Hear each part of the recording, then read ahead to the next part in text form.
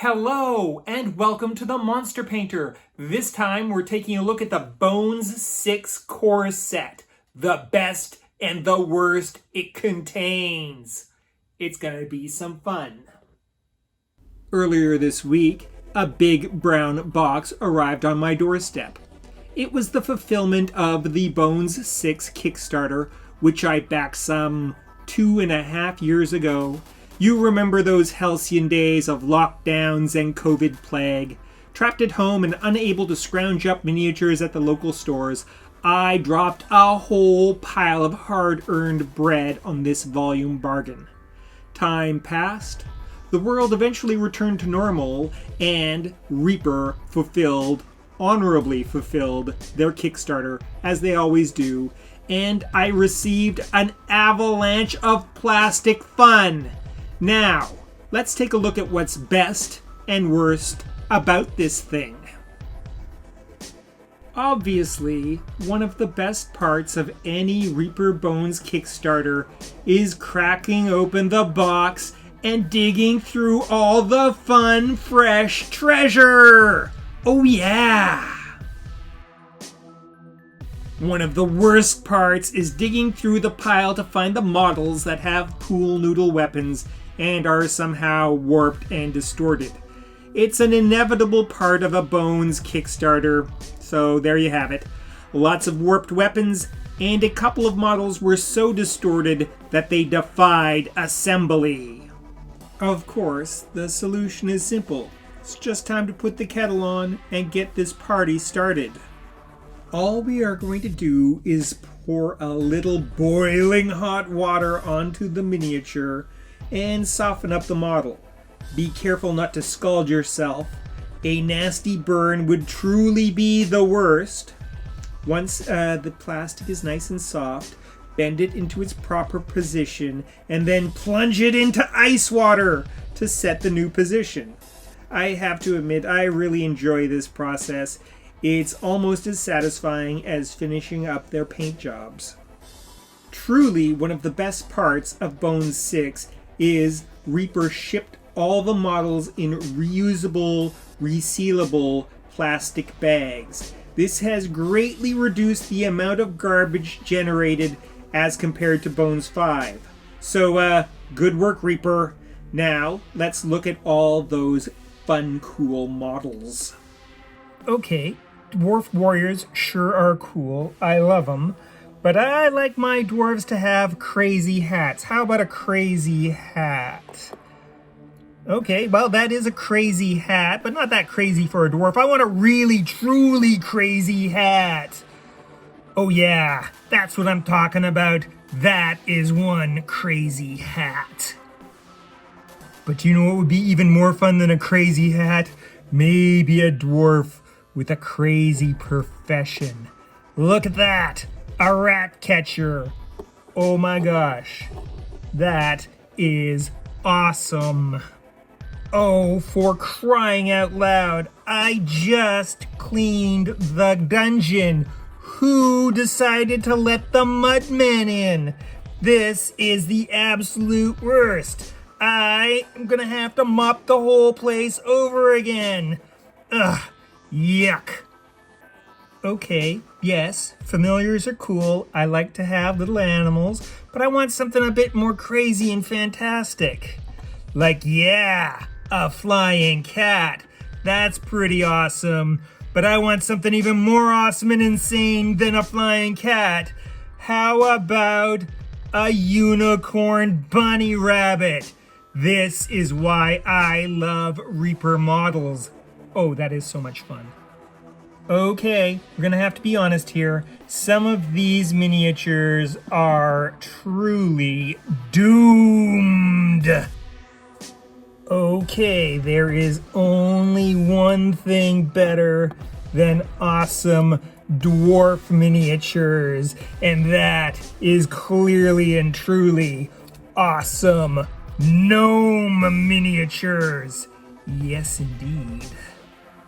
By the pricking of my thumb, it appears to be Shakespeare Night on the Moors. And great, let me guess. The dog's name is Yorick. Wait a second. We got 16 zombies. And they're the same zombies from Bones 5. I mean, really, who in the history of horror fiction has ever even heard of a great big zombie horde? Ugh, disappointing. Sure, giant ants are creepy and disturbing monsters, very, very dangerous and very threatening. But you know it's even scarier and more dangerous than a giant ant? An even bigger ant that can fly. Oh dear God. Sure, giant ants are scary, but you know what's really scary? A bee, night flying a bee. That's 2 stingers and no time for your bullshit. Well, we've got 4 heavily armed and armored guys, tough guards, but I want something that's gonna put the fear into them. What could that be? Oh yeah, an oxidation beast. Rust that monster, rust. There's a big monster. There's a bigger monster. And then there's the biggest monster. 2 heads, all angry. Here we have some battle-hardened adventurers ready to take on the big bad evil guy. But you know, in my experience, the big bad evil guy is usually already dead. Act 1. Act 2. And finally, Act 3. Sure, wolves are cool, and you can't really have a fantasy game without them. But you know what's cooler than wolves? Big wolves. And you know what's cooler than big wolves? Werewolves. And you know what's cooler than werewolves? Werebears. Oh my God, that guy is so cool. All right, we have a mighty warrior, and then we have Sophie, and side by side, it looks like we might have a couple of scale issues. Like I even care. Truthfully, I can't get enough of Sophie. She may be a minor demon, but she's major sexy. But you know what I really want? I really want Sophie with a laser gun. Oh. She's a bit tippy. Gonna have to put her on a base. Marvelous Mutant Mongrel Men. These are great depictions of an old school Dungeons and Dragons favorite of mine. Sure, pirates are cool, but you know what's even cooler? A demon pirate. Oh yeah, that is really cool.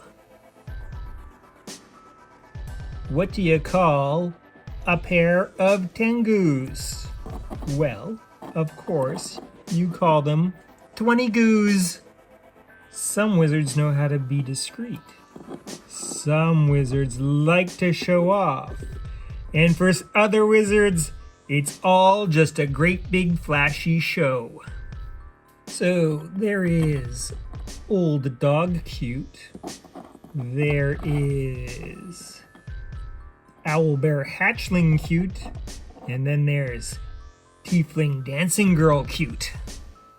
Okay, these adventurers fit together like a little puzzle, which is really quite cool and fun. So cool and fun, I kind of wish they included a little movement tray for them. Well, I think they're ready. They're gonna have to fight the big angry kitty. Now, of course, it is a Bones core set, so we're going to get a whole bunch of character models. There's a nice diversity of classes and genders and all that, and I'm sure they're going to be very useful. I just can't get that excited about them. After all, I'm called the Monster Painter, not the player character painter. I know these are the kinds of models that end up getting the most use, but meh, I'm not thrilled.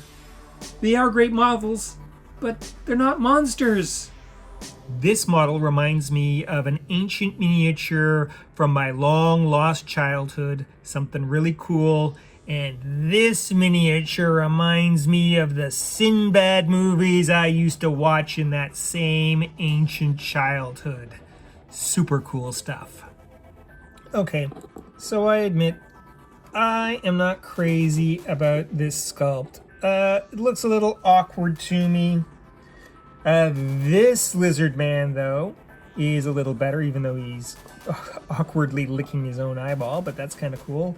But what's really cool is this weird-looking wizard guy.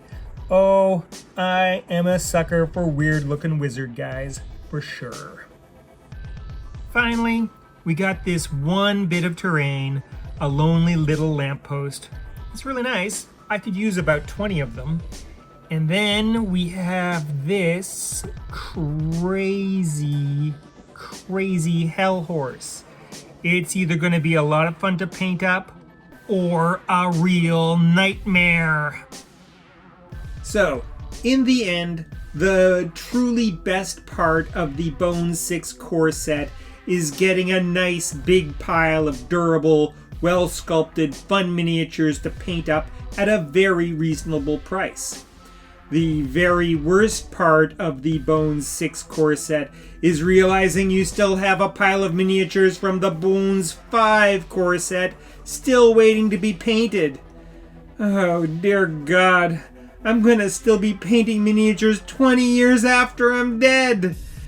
Oh well, I think it's time for a monster fight. Tonight's monster fight features this big bad evil guy. A bloviating blowhard in love with the sound of his own voice, versus this terrifying eyed beast. Once upon a time, the only readily available model to proxy in for a beholder. Who will win?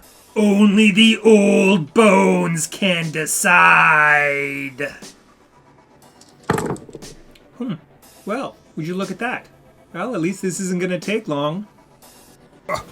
You are no match for me. My might is legendary.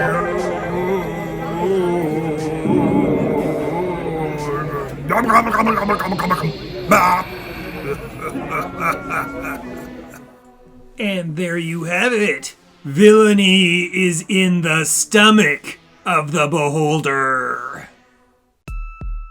Another big pile of miniatures from Reaper Bones 6. Remember to like, comment, or subscribe, share the video, and ring the bell. Ring the bell!